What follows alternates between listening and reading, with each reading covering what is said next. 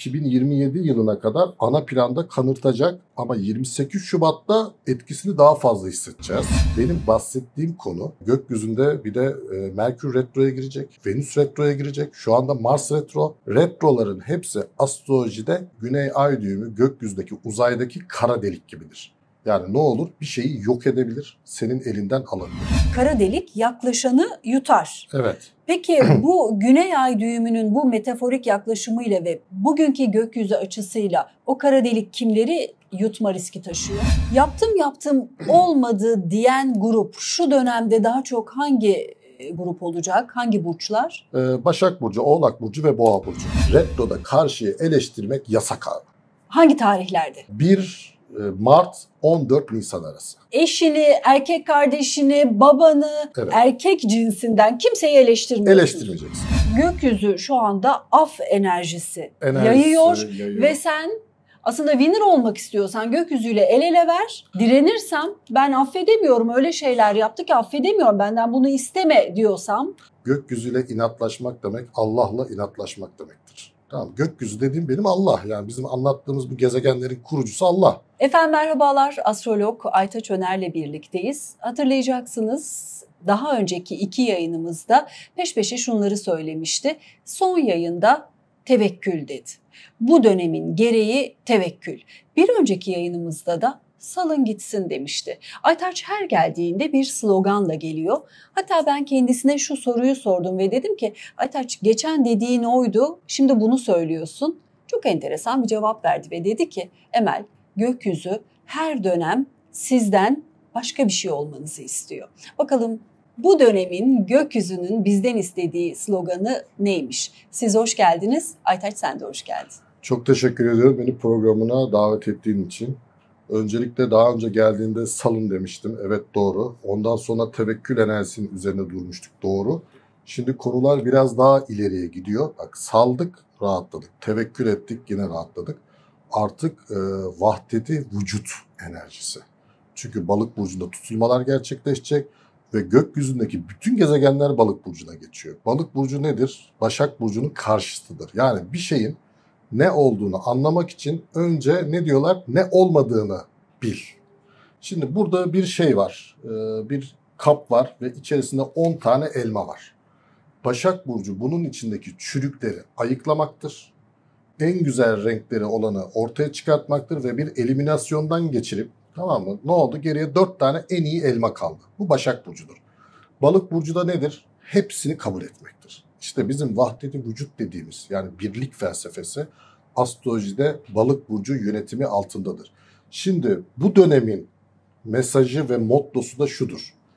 Gördüğünüz her insanda kendinizden bir parçayı karşı tarafa yansıtıyorsunuz ve izleyicilerimizden şunu rica ediyorum.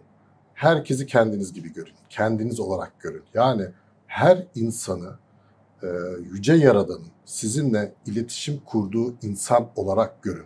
Bu ne olacaktır? Bu bizim bütünü kabul etmemize sebebiyet verecektir. Bu diğer insanlara şiddet göstermememize sebebiyet verecektir. Bu diğer insanları eleştirmememize sebebiyet verecektir. Ve bu bizim iç dünyamızda bütünlüğü yakalamamızı ve daha da önemli olarak herkesten gelecek destek ve yardımları kabul edebilmemiz anlamına gelecektir. Gökyüzü bu istekle karşımıza çıkarken bu isteğin gerçekleşmesi için zorlu sınavları da serpiştirecek mi? Yani ayrılıkçı ve bir başkasına tahammül etmeyi zorlaştırıcı olaylar mı olacak da bu öğretiye kavuşacağız? İfade edebildim mi bilmiyorum. Çok güzel ifade ettiniz. Şimdi astrolojide bizim Güney Ay düğümü dediğimiz gösterge aslında bizim biraz çekindiğimiz bir göstergedir. Çünkü Güney Ay düğümü gökyüzündeki uzaydaki kara delik gibidir. Yani ne olur bir şeyi yok edebilir, senin elinden alabilir.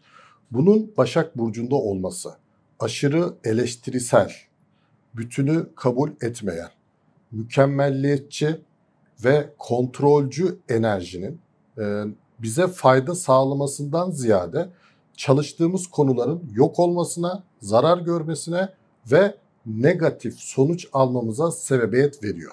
Şimdi biz ne dedik? Bu mükemmelliyetçi olmak kötü bir şey değildir. Ama dönemsel olarak bu enerjide çalışıyorum, sonuç elde edemiyorum. Bir iş yapıyorum, olmuyor. Eleştirisel yaklaşıyorum, sağlığımdan oluyorum gibi olabilir. Şimdi bütüncül yaklaşımda nedir astrolojide? İşte balık burcu, tevekkül etmek, salmak ve bütünü kabul etmek. Sen herkese, bak şimdi bir tane emel yok, bir tane aytaç yok. Şimdi beni arkadaşlarıma söylesem, arkadaşlarıma beni sorsan başka bir aytaç anlatacaklar. Belki aileme sorsam başka bir aytaç anlatacaklar. Sevmeyen birine sorsan bambaşka bir Bambaşka bir aytaç anlatacak. Aslında ne oluyor biliyor musun? O kendinden bir parçayı bana yansıtıyor ve ben ona karşı o rolü oynuyorum. Dolayısıyla çevrenizde insanlara kendinizden bir parça yansıtıyorsunuz ve o kişi size o rolü oynuyor. Eleştirdiğin, beğenmediğin kişi aslında sensin. İşte balık burcu bu. Dolayısıyla biz şimdi ne yapacağız? Sabah kalksınlar, bir gününü kendini ben tanımak için geçireceğim. Aynalama, psikolojide de buna aynalama denir. Ama işte alışveriş yapmaya gittin, yemek yedin, garsonlarla sohbet ediyorsun, arkadaşlarınla sohbet ediyorsun. İnsanların davranışlarını, sana karşı davranışlarını gözlemle. İşte kendinle ilgili en önemli bilgileri burada alacaksın. Bak sana nasıl davranıyorlar, tamam mı? Şimdi seni çok eleştiriyorlarsa, demek ki sen iç dünyanda kendini çok eleştiren bir insansın. Seni görmezden geliyorlarsa ve değer vermiyorlarsa, demek ki sen kendine değer vermiyorsun. Seni sevmiyorlarsa demek ki sen kendini sevmiyorsun. Nereden anladık bunu? Başka insanlardan öğrendik. Demek ki bizim başka insanlar dediğimizde aslında kendimizin bir yansıması. İzleyicilerimiz bu dönemde winner olmak istiyorlarsa her zaman bir odanın içerisinde aynalarla çevrili bir odada kendilerini hayal etsinler ve o ayna sadece size kendinizi yansıtıyor. Ben her zaman ne derim? Tek bir enerji boyutu yoktur. Bu dünyada 2. Dünya Savaşı'nda milyonlarca insan vefat ederken bazı insanlar kadehlerini tokuşturup vals yapıyordu. Yani bakın, Dünya Savaşı var, bazıları vals yapıyor, bazıları ölüyor. Yani bu ne demek oluyor? Dünya üzerinde enerji katmanları vardır. Bu da ne demek oluyor? Senin yansıman olarak Dünya Savaşı var, adam eğleniyor. Bu hayatta da böyle. Sen sadece kendi özünü yaşıyorsun. Nerede olursan ol, Somali'de ol, Amerika'da ol, Türkiye'de ol. Eğer özünde hatalar ve yanlışlar varsa, sen mutsuz bir insansan, dünyanın en gelişmiş ülkesinde de mutsuz olacaksın. En geri kalmış ülkesinde de mutluysan mutlu olacaksın. Şimdi balık burcundaki bu hareketlenmeler bize ne diyor biliyor musun? Özüne dön. Kendine dön ve dünyada gördüğün her şey senin yansımandır.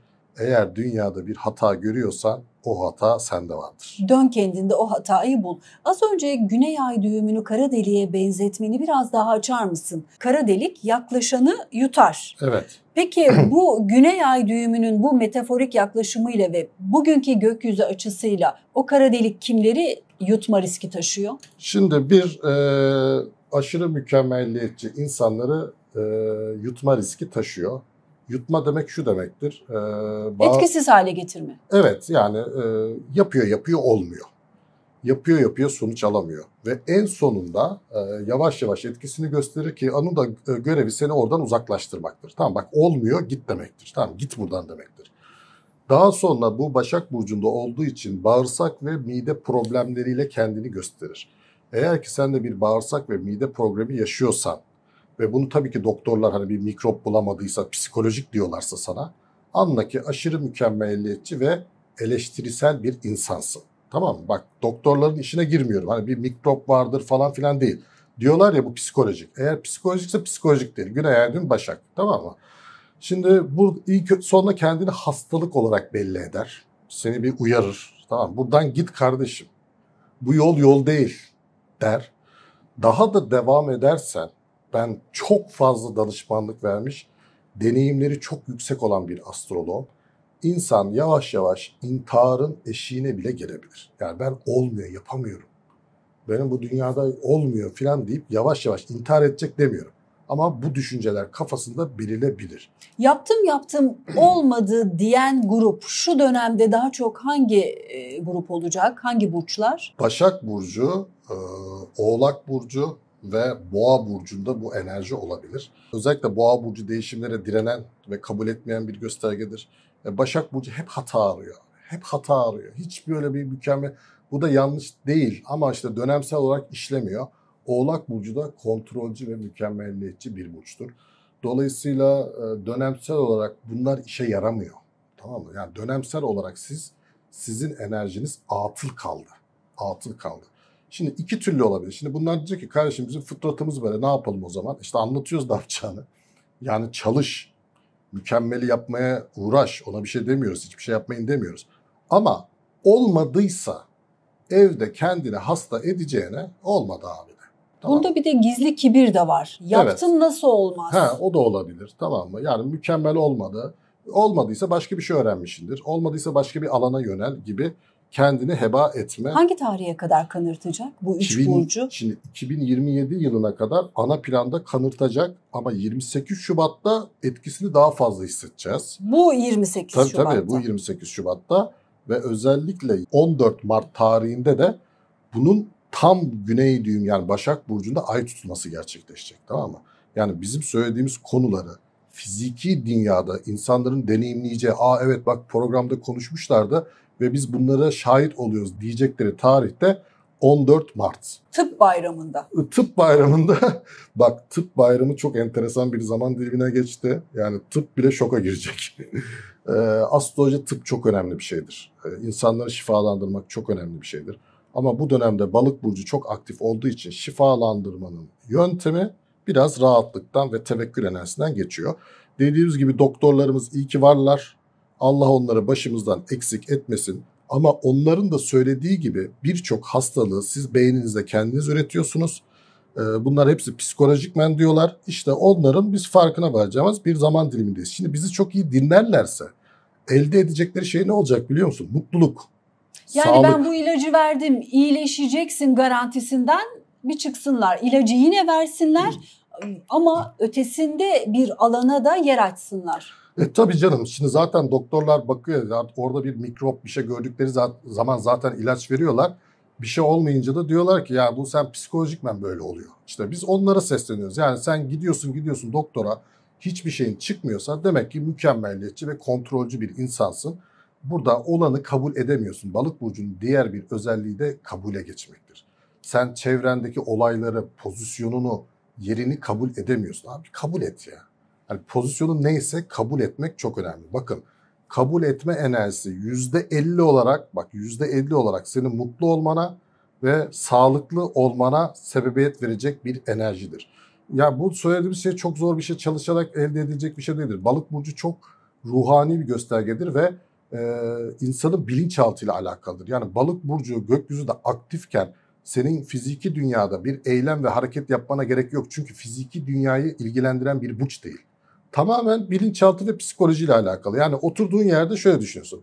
Abi demek ki benim de iş yerindeki pozisyonum buymuş. Bak bitti. Kabul ettin ya. %50 vücudun rahatlıyor biliyor musun? Onun dışında demek ki şu işte olmadı, bunda da bir hayır vardır. Bir %30 da oradan aldın. Demek ki benim şikayet ettiğin, eşin, dostun, ailende insanlar varsa abi demek ki benim de kardeşim böyleymiş, yapacak bir şey yok dediğin zaman da ne oldu? Rahatlamış oluyorsun. Şimdi gökyüzünde demek ki tevekkül etmek, birlik felsefesi, aynada görüyorsun kendini, karşı tarafı düzeltmeye çalışmıyorsun, kendini düzeltmeye çalışıyorsun. Bak karşı taraf nasıl düzelecek? Bakın biz bunu hani böyle bazı uzmanlar hani çıkıyor konuşuyor ya, işte şu dizilimi yaptım, bu dizilimi yaptım filan. Bak böyle bir insan olarak beni görmesinler. Benim bahsettiğim konu gökyüzünde bir de Merkür Retro'ya girecek. Merkür Retrosu olacak. Venüs Retro'ya girecek. Şu anda Mars Retro. Retroların hepsi astrolojide kendine dön demektir. Tamam mı? Kendine dön demektir. Şimdi burada insanlara diyecek ki nasıl kendime döneceğim ben? Merkür demek senin bilgilerin demektir. Bak bu dünyada bildiğin her şeyi Merkür yönetiyor. Onun sayesinde öğrendin. Merak ettiğin, araştırdın, okudun. Şimdi psikolojideki bilişsel davranışsal terapi dedikleri konunun bilişsel kısmını Merkür yönetir. Demek ki Merkür Retrosu'nda gökyüzü ne diyor biliyor musun? Abi bir durun, tamam mı? İlk yarı bitti. Bir futbol müsabakasındaki ilk yarı bitti. Soyunma odasına çekildik. Neyi yanlış biliyorsun? Belki sen bir konuda yanlış bir bilgin var ve o yanlış bilginle bir şeyleri yapmaya çalışıyorsun ve olmuyor. Tamam mı? Ne oluyor? O yanlış bilgiyi düzeltme fırsatı veriyor Merkür Retrosu sana. Demek ki biz şimdi hemen 14 Mart'ta Merkür Retrosu ile beraber ne yapacağız? Geriye çekileceğiz. Hayatı, yaşamı, bildiklerimizi, öğrendiklerimiz doğru mu, yanlış mı? Bunları kendimize dönerek sorgulayacağız. Şimdi bunları düzelttiğimiz zaman ne olacak? Ben ne dedim size? Bir aynanın içinde yaşıyorsunuz. Tamam mı? Aynadaki yansıması da düzelmiş olacak. Bu bir. İki, 1 Mart tarihinde Venüs retroya girecek. Venüs astrolojide kadınları daha yakından ilgilendiren bir göstergedir. Ve ben ülkemizin kadınlarına çok üzülüyorum. Neden üzülüyorum? Dünyanın en güzel kadınları bizim kadınlarımız. Dünyanın en bakımlı kadınları bizim kadınlarımız. Ben dünyayı dolaştım, her yer Fransa, ya her yere gittim. Bizim kadınlar gibi bakımlı, güzel, düzgün kadınlar yok. Tamam mı? Vardır da pek nadir. Fakat yetiştiriliş tarzlarından mıdır? Toplum baskısından mıdır? Bilmiyorum ama adeta bal yapmayan arı gibiler. Yani bu kadar estetik operasyon, bu kadar güzel giyinme, bu kadar bakım eşittir sıfır aşk, sıfır flört, sıfır cinsellik, sıfır mutluluk. Tamam mı? Çünkü Venüs astrolojide şunu sembolize eder. Venüs retroya girdiği zaman ben ne dedim? Futbol müsabakasındaki ilk yarı bitti. Soyunma odasına geldik. Teknik ve taktikleri konuşuyoruz tekrar. Hangi konu hakkında teknik ve taktikleri konuşuyoruz? İlişkiler. Tamam mı? Şimdi buradan kadınlarımıza sesleniyor. Tamam mı? Öze döneceğiz. Şimdi bizim kadınlarımız da ay burcumuz ikizler olduğu için ülke olarak aşırı karşı tarafı suçlayan, eleştirisel ve her zaman bir erkek figürü vardır, öküzdür o. Yani bugün kadınlara sor, erkekler öküzdür. Tamam mı? Erkekler kadınlara değer vermiyordur. Erkekler düşüncesizdir. Erkeklerin aklında fikrinde tek yatan şey o konudur. Nereden çıktı acaba bu efsane? Yani şimdi bu efsane çünkü kadınlar öyle yansıtıyorlar. Tamam mı? Bu doğa o. Erkek zaten öyle abi. Erkek zaten... Erkeği tırnak içerisinde senin ifadenle kadınlar mı öküz yaptı? Çok affedersiniz. Ya erkekler öküz değil. O erkek öyle zaten. Onu sen öküz olarak kodlarsan kafanda, tamam mı? O davranışları sen öküzlük olarak görürsün. Halbuki o öküzlük değil, erkeklik. Yani erkeğin aklı fikri hep orada. Ya nerede olacaktı? Abi erkeğin aklı fikri nerede olacak? Orada olacak tabii. Öyle orada olmasa erkek olmaz zaten. Sonra orada aklı fikri olmayınca da diyorsun ki erkek kalmadı. Tamam mı? Kadınların ne istediğini bilmiyor. Şimdi biz Venüs retrosunda kadınlar olarak, hadi ben de kadın oldum, tamam mı? Biz kadınlar olarak, tamam mı?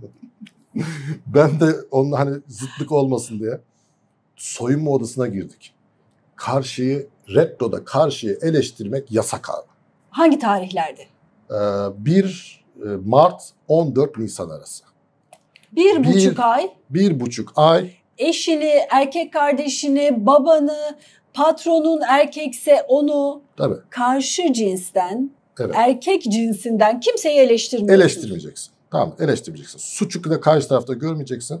Çünkü bu karşı taraf suçlu değildir demiyor. Çünkü Venüs retro. Ne diyor biliyor musun? Özüne dön. Tamam mı? Şimdi biz özümüze dönüyoruz. Biz nerede hata yaptık kardeşim? Tamam mı? Niye ben işte öküzleri çekiyorum? Tamam mı? Acaba bende mi bir yanlışlık var? Şimdi ben bir ilişkiye giremiyorsam, bakın Venüs mitolojide Venüs tanrıdır. Tamam mı? Tanrısaldır. Tanrısal demek ne demektir? Tanrısal demek ölümsüz demektir. Ölümsüz demek ne demektir? İnsan oğlu var olduğu sürece keyif, haz ve cinsellik olacaktır. Tamam mı? Garanti. İnsan olduğu sürece mücadele, savaş da olacaktır. Garanti. Mars. Satürn insan olduğu sürece korkular, endişeler olacaktır. Tanrısal, ölümsüz. Tamam mı? Ego, Güneş insan olduğu sürece insanlar kendini göstermek ve kendilerini önemli olmak isteyeceklerdir. Ölümsüz demek ne demektir biliyor musun? Bunlarla mücadele etmek kadar saçma bir şey yok. Kazanamazsın. Yani sen ölümlüsün ama bu enerjiler ölümsüz. Yani ego hep olacak. Ben ego ile savaş yapıyorum. Ne olacak? Ben öleceğim, ego devam edecek. Ya kazanamayacaksın. Ben cinsellikle kavga ediyorum. Ben ölürüm, cinsellik devam eder. Tamam mı? Şimdi dolayısıyla aşk yaşamak, sevişmek, cinsellik, flört, dokunmak, keyif almak ve haz almak Biz ölene kadar var olacaktır. Bu bir tanrısal enerjidir. İnsanoğlu ve ülkemiz ve Doğu medeniyetleri ve özellikle Orta Doğu bu tanrısal olan enerjiyi şeytana atfettiler. Tamam mı? Şeytani dediler. İşte problem oradan başlıyor. Şimdi dolayısıyla bizim milletimiz bu enerjiyi şeytana atfettiği için bu enerjiyle girdiği zaman da günah işlediğini zannediyor. Neden susuyor kadınlar? Özellikle 1 Mart 14 Nisan arası neden susmaları gerek? Konuşursak kayıp mı edecek? Konuşursa yenilecek mi? Konuşursa zarara mı uğrayacak? Hayır, şöyle Neden? oldu. Kendine dönecekler ve nerede yanlış yapıyor? Şimdi ilişkilerde yapılan yanlışları söyleyeyim. Bir, o kadar güzel kadınlar var ki, tamam mı? İlişkide bir ayrılık yaşıyor. Hemen gidiyor estetik operasyonlarla orasını burasını düzeltmeye çalışıyor. Bak, onun problemi güzellik değil. Yani karakteri bencilce. Hani cazgırsın abi. Bak sen cazgırsın. İlişkideki problemi beni güzel bulmadı da ayrıldı zannediyor. Tamam mı? Şimdi Venüs Retrosu'da ne yapacak biliyor musun? Biz onunla konuşacağız. Sen güzelsin kardeşim. Yani bu kişi senden ayrıldı da sen çirkinsin diye ayrılmadı. Bak, problemi yanlış yerde arıyorsun. Bu estetik ameliyatı olsan, bu bakış açısıyla ilişkiye girsen gene ayrılacaklar senden. Tamam işte, o yüzden problemi dışarıda arama diyoruz. İki, o kadar fedakar kadınlar var ki bakımsızlar abi. Oluyor ilişki olmuyor. O da diyor ki ben diyor işte saçımı süpürge ettim. Ona da diyorsun kardeşim, yani senin tekrar fedakarlık yapmakla, iyi bir kadın olmakla bir problemin yok. Sen bakımsız bir kadınsın. Yani şu saçını başını bir düzelt, bir giyimine kuşamına önem ver. Şimdi bunları yapabilmesi için ve kabul edebilmesi için kişinin özüne dönmesi gerekiyor. Bak, bu ikisinde de suçlama dışarıyaydı. Beni güzel bulmadı. Hayır diyoruz, sen güzelsin ama cazgırsın. Öteki diyor ki benim değerimi bilmedi. Hayır kardeşim, sen değerlisin ama ya bakımsızsın. Tamam mı? Şimdi Venüs Retrosu'nda ben düdüğü çaldım. Futbol müsabakası ne oldu? Devreye girdi. Taktik teknik geliştirmeler yapıyoruz. Şimdi maç oynanmıyorken ben şimdi sahaya çıkıp yeni bir ilişki bulmaya çalışsam olur mu? O yüzden biz ne diyoruz? Yeni bir ilişkiye başlama. Maç yok çünkü. Maç durdu yani. Yani gidip de kendi kendine sahada boş kaleye gol atsan sayılmıyor zaten, tamam mı? Biz kendimize göre dönelim. Nerede hata yapıyoruz? Bunları bir düzeltelim. 1,5 ayım var, tamam mı? Bakımsız olanlar biraz bakımına önem versinler. Cazgır olanlar biraz burayı törpülemeye çalışsınlar. Kişileri kendinden uzaklaştıran tavırda insanlar var. İtici insanlar.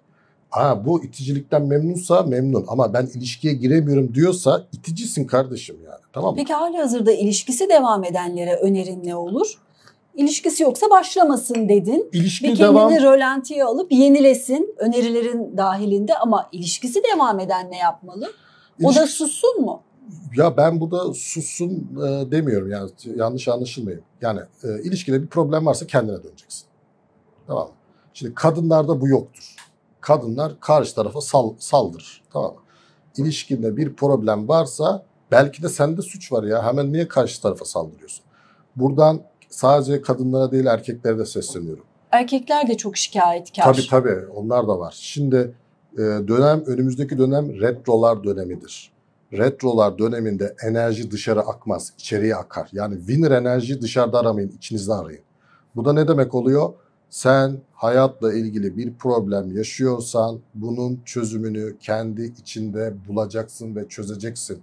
O yüzden diyorum dışarıda eleştirmek yok diye. Yani sadece kadınlara demiyorum, herkese diyorum. Dışarıyı eleştirmek 1 Mart tarihinden itibaren yasak kardeşim. Tamam mı? Bu kim olursa olsun, siyaset de olursa olsun, futbol müsabakası da olursa olsun, ilişkiler de olursa olsun, ekonomi de olursa olsun eleştiri yasak. Tamam mı? 28 Şubat'a izninle kısa bir geri dönüş yapalım. Çünkü Mars Retro'nun etkilerini seninle ve meslektaşlarınla çok defa konuştuk. Artık bitiyor Mars Retro. İşte o döneme dair uyarıların şuydu: dürtüsellik çok artacak, öfke çok artacak. İkili ilişkilerde bu öfkenin kurbanı olmayın, daha dikkatli adımlar atın. O döneme dair söylemlerinde. 28 Şubat itibariyle galiba öfke daha durağanlaşıyor. Doğru mu anlıyorum? Evet, şimdi Mars Yengeç Burcu'nda retrosunu bitirecek ama hala Yengeç Burcu'nda ilerlemeye devam edecek. Şimdi bunun psikolojik etkileri şudur. Yengeç Burcu bizim çok derinlerde yatan duygularımızı sembolize eder. Mars bizim öfkemizdir. Özellikle kadın erkek ilişkilerinde veya insan ilişkilerinde. Anne baba olabilir, bu ailen olabilir. Eğer ki karşına sevgini ifade edemiyorsan, yani anne seni seviyorum diyemiyorsan, eşine seni seviyorum diyemiyorsan, kardeşine bunu diyemiyorsan, astroloji bize şunu söylüyor. Diyor ki senin en derininde bir öfke var ve bu öfke senin bu insanlara olan yakınlığını ve sevgini dile getirmeni engelliyor. Ve çoğu insan bunun farkında da değiller. Tamam mı? Yani lan bu benim eşim diyor. Kardeşim, anam, babam, seviyorum da ama sarılamıyorum. Sevgimi coşkuyla gösteremiyorum. Ya da şu ara az görüşelim. Evet, sevgini gösteremiyorsan demek ki ona karşı içinde bir öfke var. Bu öfkeni neden karşı tarafa öfkeli olduğunu anlarsan ve karşı tarafla bunu konuşur çözersen, ben sana şu konudan dolayı öfkeliyim kardeşim. Tamam mı? O da sana işte bir arayolu bulursan, bu ne olacak? Bu öfkenin dinmesi ve akabinde senin başka insanlara daha çok sevgi göstermenin sebebiyet verecektir. Özellikle buradan uzun süreli evli olan çiftlere sesleniyorum. Bizim hayatımızdaki tutku azaldı. Cinsel beraberliğimiz çok fazla değil diyenler varsa, ki bunların sayısı çok fazladır. Demek ki bireylerin birbirlerine bir öfkesi var. Farkında değiller. Bak, bir öfke duyuyor ona. Tamam mı? 28 Şubat'ta bu öfkeyi bitirirlerse, konuşurlarsa bu onların birbirlerine daha çok sevgi göstermelerine sebebiyet verecektir. Sen bana şu gün şunu yapmıştın, ben onu unutamadım, içimde duruyor, şu anda da baş edemiyorum, tekrar bir fokurdandı deyip Evet. yüzleşsin mi? Kastettiğin bu mu? Yüzleşsin. Bu sen bir davranış da olabilir. Bu şu da olabilir. Ya sen benim paramı alıyorsun, ben sana öfkeliyim. Tamam mı? Ya da bizim ortak kazanımlarından sen daha fazla harcıyorsun ve bu bende bir öfkeye sebebiyet veriyor ve bu öfke seninle sevgimi göstermemi engelliyor. Tamam mı? Veya senin bazı davranışların benim sana öfkelenmeme sebebiyet veriyor. Bu sana sevgimi göstermeye engel oluyor. Şimdi bu öfkeyi konuştukları takdirde, bir ortak yol buldukları takdirde ne olacaktır? Sevgilerini göstermenin önündeki engel de ortadan kalkmış olacaktır. Şimdi gökyüzü de bunu yapabilmeleri için çok müsait. Yani gökyüzünde ana gündem maddesi zaten bu. Bakın, gökyüzünde su elementi de çok gezegen oluştu. O yüzden bizim gündem maddemiz hep sevgi, ilişkiler, tevekkül, teslimiyet. Yani biz burada bir hayat felsefemi ben anlatmıyorum. Gökyüzünü anlatıyorum. Dolayısıyla konularımız bunlar. Ne yapmaya çalışıyorum insanlara? Yengeç burcu, balık burcu, akrep burcunda gezegenler var. İnsanları birbirlerine sevgi alışverişini, duygusal beraberlikleri daha çok kaynaştırmaya çalışıyorum.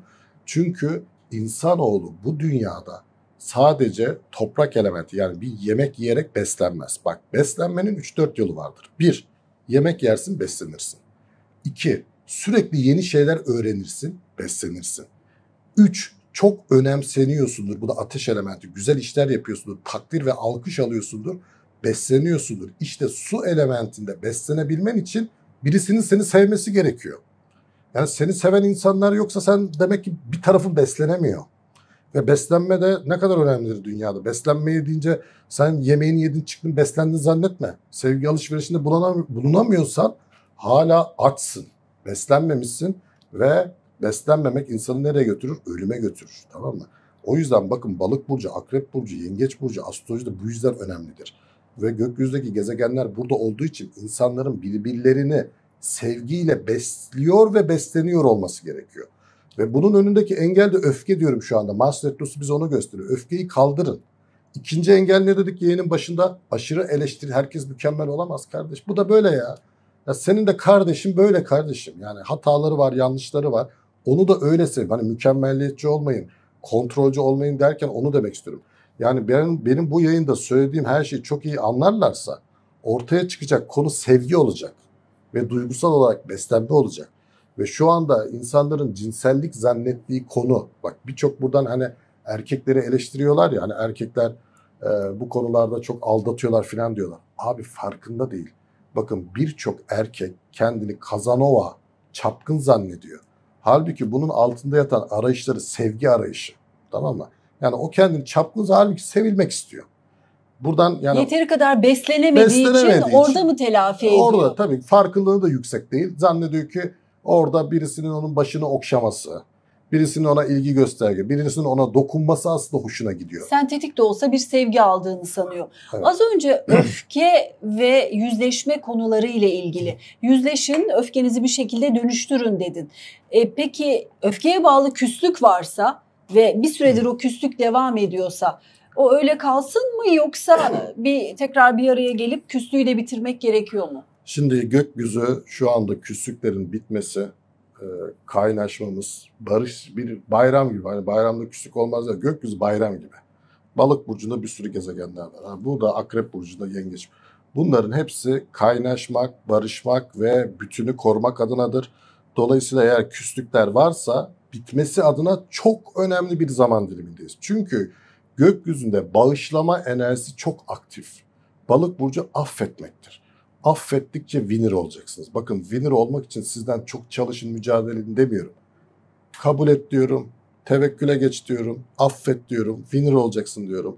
Ve hatta yani bu balık burcunda bu kadar gösterge varken bu gerçek anlamda cezaevinde olan insanlara da bir af gelmesini de gündeme getirebilir.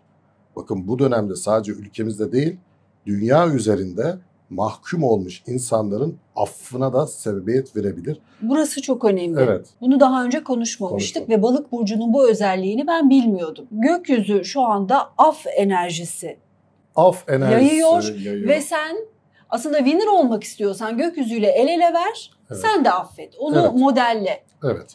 Direnirsem, ben affedemiyorum, öyle şeyler yaptı ki affedemiyorum, benden bunu isteme diyorsam. Şimdi bunu diyorsan ben her zaman ne dedim? Gökyüzüyle eş zamanlı olmak çok iyidir. Gökyüzüyle inatlaşmak demek Allah'la inatlaşmak demektir. Tamam, gökyüzü dediğim benim Allah. Yani bizim anlattığımız bu gezegenlerin kurucusu Allah. Bu sistemin sahibi Allah Celle Celaluhu. Dolayısıyla sen Allah'la inatlaşmak da sana güzel sonuçlar vermez. Ne dedik? İlk önce hastalıklara sebebiyet verir. Önce birkaç uyarı gelir. Daha sonra ben bu hayatta yaşayamıyorum, olmuyor, yapamıyorum gibi depresyona girersin. Ve daha sonra Allah göstermesin işte intihara kadar gidecek düşünceler insanın aklına gelebiliyor. Bunların olmaması için ben gökyüzüyle eş zamanlı olmak demek ne demektir biliyor musun? Gökyüzü demek eşittir Allah.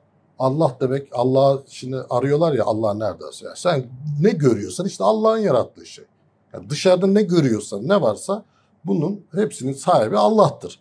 Dolayısıyla dışarıda gördüğün bir şeyi eleştirmek Allah'ı eleştirmektir. Tamam mı? Bak, bu dönemde ne diyorum?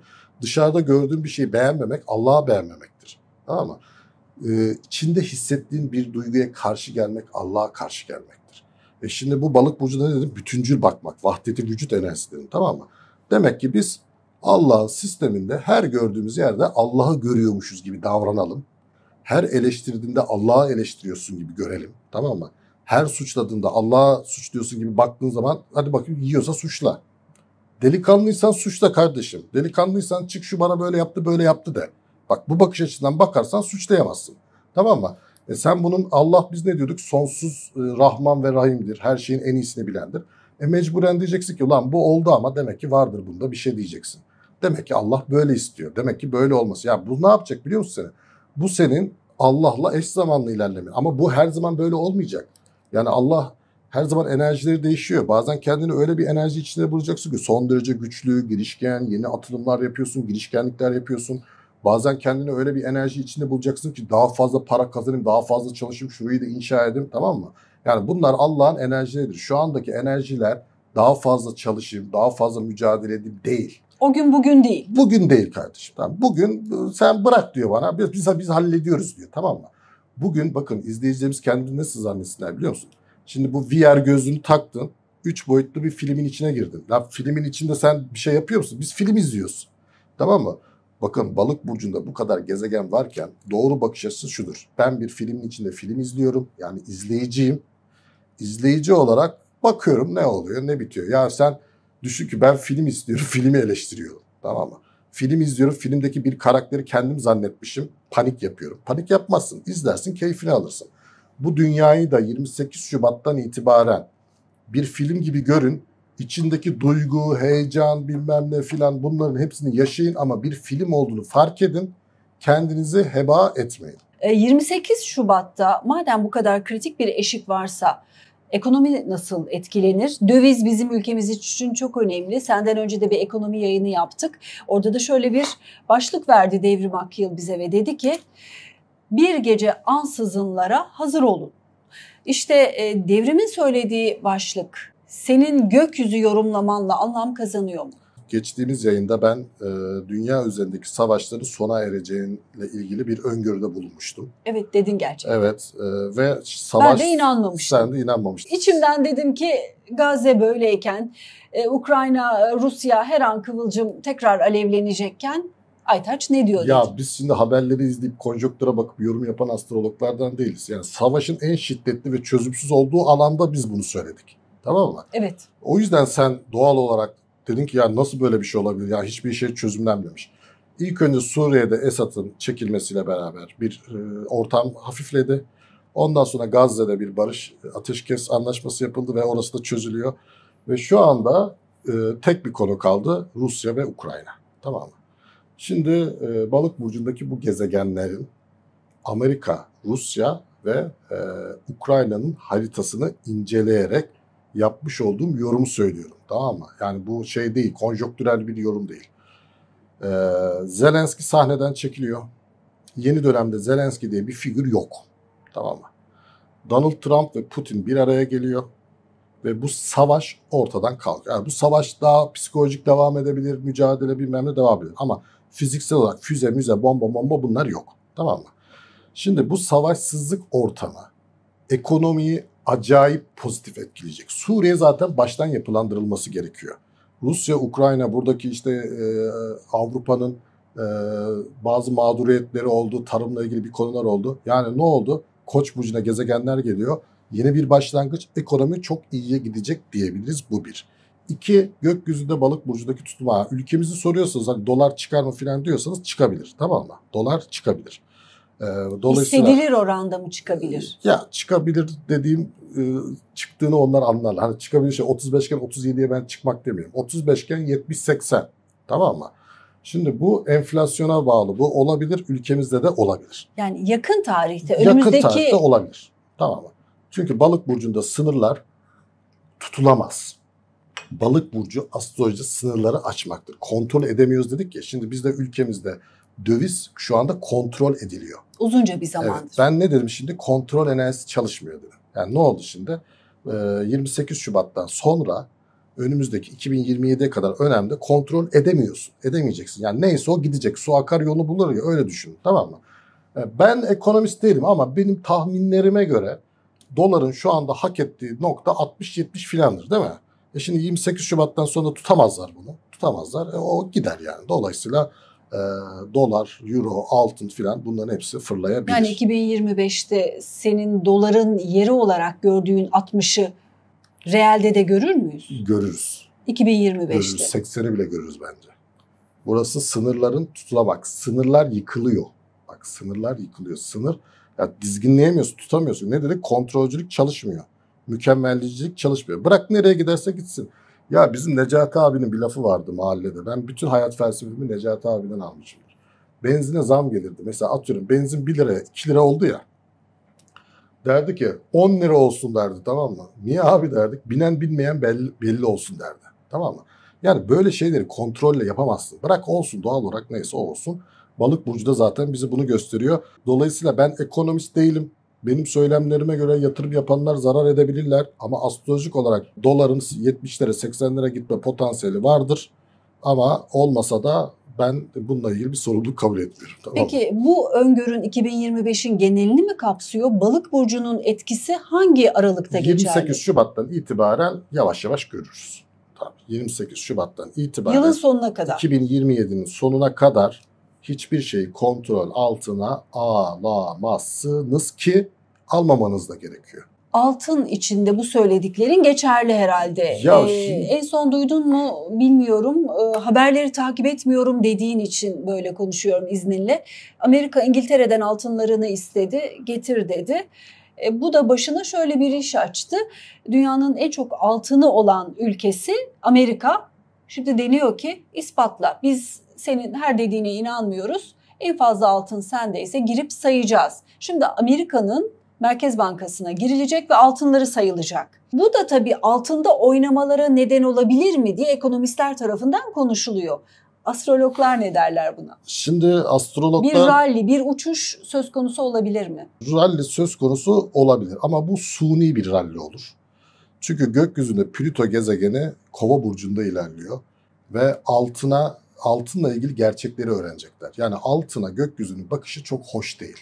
Şimdi o yüzden o ona diyor sende gerçekten altın var mı? Bende altın varsa. Yani sende altın olsa ne olacak? Yani Amerika'daki, İngiltere'deki altınların hepsini Somali'ye versek ne olacak? Ne değişecek dünyada? Somali dünyanın en iyi ülkesi mi olacak? Hayır.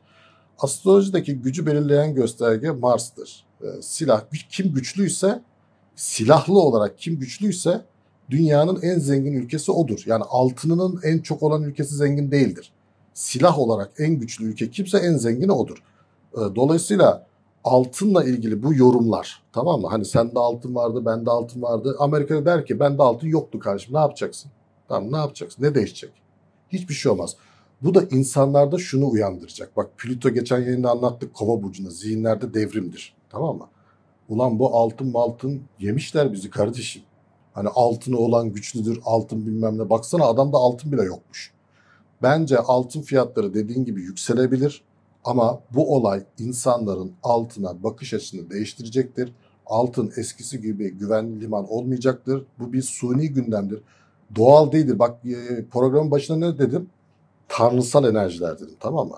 Tanrısal enerjilere sahip ülkeler winner'dır. Altın bir tanrısal enerji değildir. Dünyanın yaratılışından itibaren yok altın. Şu anda altını dünyadan kaldırsalar bir değişiklik de olmaz. Dolayısıyla altına verilen önem suni bir önemdir. İnsanoğlu bunun farkına. Bu altın savaşlarından sonra çıkacak sonucu anlatıyorum ben sana. İnsanlar diyecek ki biz bu altını çok abartmışız. Ortaya bu çıkıyor. Bu sırada fiyatlar çıkabilir tabii. Hani izleyicilerimiz buradan para falan kazanabilirler. Ama ben her zaman ne diyorum? Bakın kazanç bu değildir. Yanlış hesaplıyorlar kazançlarını. Yani altın 3.000 liradan işte 3.600'e çıkıyor, 4.000'e çıkıyor. Zannediyor ki ben para kazandım. Sen para kazanmıyorsun. Sonra gidiyorsun ev almaya, evde daha fazla çıkmış. Sonra gidiyorsun o altını bozuyorsun, araba alıyorsun, alamıyorsun. Tamam mı? Dolayısıyla bunlar çıkabilir. Dolar, döviz de çıkabilir ama bunlar sana fiziki anlamda kazanç sağlamazlar. Senin şimdi benim şimdi evim var. Şimdi biz dolar dedik ki 60-70'ler dedik. Senin de doların var. Senin doların çıktı, sen bana gelsen benim evimi eski fiyattan alabilecek misin? Ben verir miyim? Vermem. Dolayısıyla bir değişiklik olmuyor. Dolayısıyla insanlar kazanç olarak baktıkları zaman ben insanların yerinde olsam, balık burcunda şey var ya, bak gerçekten insanlara, ben dedim ya kadınlara üzülüyorum. Bu ekonomiyle uğraşanlara da üzülüyorum. Akşama kadar televizyonun başında altın ne olmuş, dolar ne olmuş, euro. Lan sana ne olmuş? Tamam, sen ondan para kazandığını mı zannediyorsun? Günlük al satçılar hariç. Altının çıkması demek ya sen bir tek sen mi akıllısın? Bir tek altın mı çıktı? Her şey çıkıyor. Ya sen oradan bir şey elde etmiyorsun. Vaktinizi bunlarla geçirmeyin. Vakitlerini bir ekranın önünde kripto para çıkmış mı, o çıkmış mı, bunlarla geçiyorlar.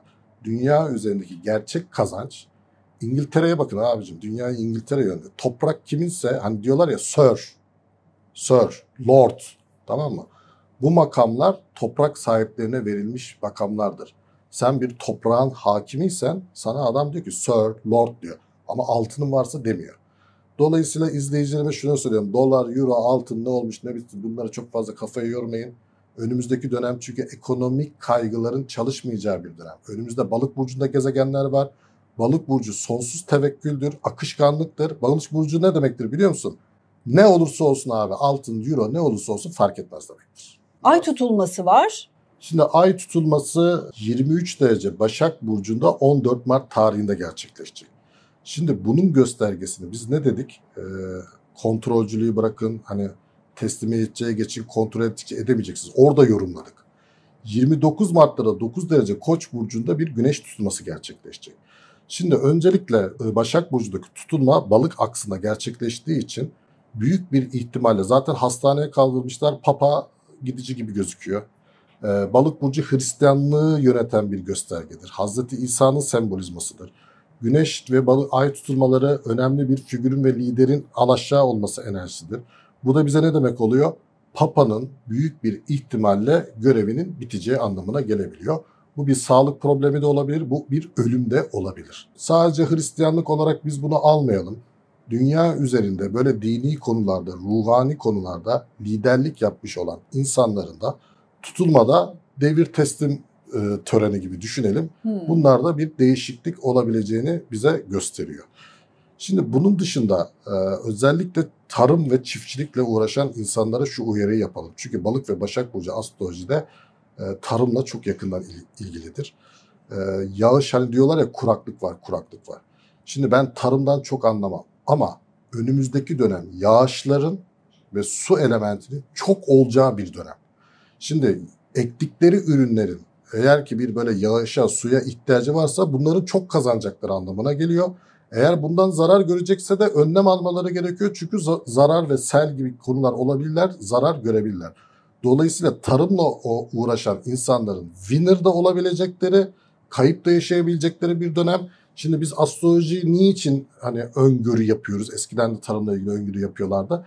Yağışların çok olacağı, su elementinde bir bolluk, bereket enerjisi var. Çok olacağı bir dönem. Ona göre önlem alsınlar. Bu ay tutulması, oraya takıldım ben.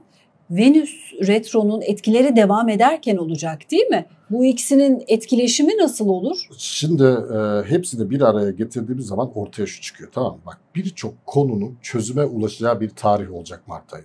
Şimdi çözüm nedir? Astrolojide sürüncemede giden konular vardır ve bir tutulma gelir kadersel olarak, artık bu konu çözülmesi gerekiyor abi. Yani bu böyle devam edemez. Bunun adını koyun. Yani boşanıyor musunuz? Evleniyor musunuz? Ortaklık yapıyor musunuz? Bu iş devam edecek mi? Bitecek mi? Bunun adını koyun. Dolayısıyla Mart ayı... Ayıptır söylemesi, dananın kuyruğunun kopacağı tarih mi? Evet, dananın kuyruğunun kopacağı ay Mart ayı. Ama şimdi burada ben izleyicilerime şöyle bir uyarıda bulundum. Dedim ki bakın, karşı tarafı suçlamayın. Tamam mı? Retro var 2 tane. Abi belki ben yanlış yapıyorum ya. Belki ben karşı tarafın hakkını yiyorum. Belki bende bir hata var. Veya belki ben karşı tarafı gözümde çok büyütüyorum. Belki ben çok yetenekli bir insanım. Boşu boşuna onunla ortaklık yapıyorum, tamam mı? Yani bu ortaklıkların bitmesi astrolojide kötü bir şey değildir. Burada insanlar kendileriyle alakalı bir farkındalık kazanacaklar. Bu farkındalığı kazanabilmeleri için kendine bir dönmesi gerekiyor. Dışarıda bir suçlu aramaması gerekiyor. Dolayısıyla Mart ayı bu. 1. Ortaklıklar, evliliklerde önemli dönemeçler olacak. 2. Sağlıkla alakalı çok güzel gelişmeler olacak. Birçok insanın şifalanacağı bir zaman dilimi olacak. Ve bu şifayı da yani yine dışarıda aramayacaklar. Yine durdukları yerde bir durum değişikliği, bir bakış açısı değişikliği şifalanmalarına sebebiyet verecek dedik. Tamam mı? 2. Bütünsel yaklaşım dedik. Bütünsel yaklaşım dedik. Yani herkesi böyle Allah'ın yarattığı bir insan gibi görmek. Şifa dedin. Evet. Papayı da hasta ettik. Nasıl olacak şimdi? Papanın şifalanması çok zor. Şimdi bu da kader kısmet, tamam mı? Yani bazı şeylerin bitmesi gerekiyor. Astrolojide ölüm nedir? Ne dedik? Tanrısal enerjiler dedik, değil mi? Ölüm tanrısal bir enerjidir. İnsanoğlu dünya var olduğu sürece ölüm de olacaktır. Bunlara yapılacak bir şey yok. Yani kadersel olarak burada bir değişiklik söz konusu. Çünkü tutulmalar burada gerçekleşiyor, bu da gerçekleşecek. Peki biraz da siyaset sorayım sana. Tamam. Çünkü muhalefet partisi erken seçimle ilgili söylemlerini arttırdı. Siyasi arenayı bu karmaşa, bu retro nasıl şekillendirecek? Şimdi öncelikle benim üzüldüğüm 3. insan türü, yine yorum yapacağım ama bütün gününü televizyon karşısında siyaset programlarıyla geçiren insanlar. Dışarıda çok güzel bir hayat var. Dışarıda sevmek var, sevilmek var, eğlenmek var, oynamak varken oturup akşama kadar siyaset izliyorlarsa, hayatlarındaki merak ettikleri en önemli konu erken seçim olacaksa, ben onların adına çok üzüntülü olduğunu söyleyeyim. Dünya üzerinde siyasetle uğraşan ülkelerde kültür seviyesi en düşük olan ülkelerdir. Amerikan seçimlerinde seçime katılma oranı çok düşüktü. Avrupa'da da bu böyledir ve Amerikan seçimlerinde Amerikalılardan daha çok biz merak ettik. Gecelere kadar yayın yaptık. Dolayısıyla ben burada insanlara sesleniyorum. Abi bırakın bu işleri ya. Tamam mı? Siyasetçilerde çok büyük yetenek ve kabiliyet yok. Böyle gündem maddeleriyle sizi oraya tutmaya çalışıyorlar ki oy verin, işte destekleyin diye. Yoksa bir numaraları yok yani. Dolayısıyla erken seçim ne olacak, bunlara hiç merak etmeyin. 2. Gökyüzünde Balık burcunda tutulmalar var dedik. Özellikle 29 Mart tarihinde 9 derece Koç burcunda bir tutulma gerçekleşecek. Burası bizim ülkemizin yönetim kademesini sembolize eden alanında gerçekleşiyor. Bu ne demek oluyor? Kabinede büyük bir ihtimalle bir değişiklik olabilir. Tamam mı? Ben siyasetten çok fazla anlamam. Yani bizim ülkemizi yöneten insanların, tamam mı?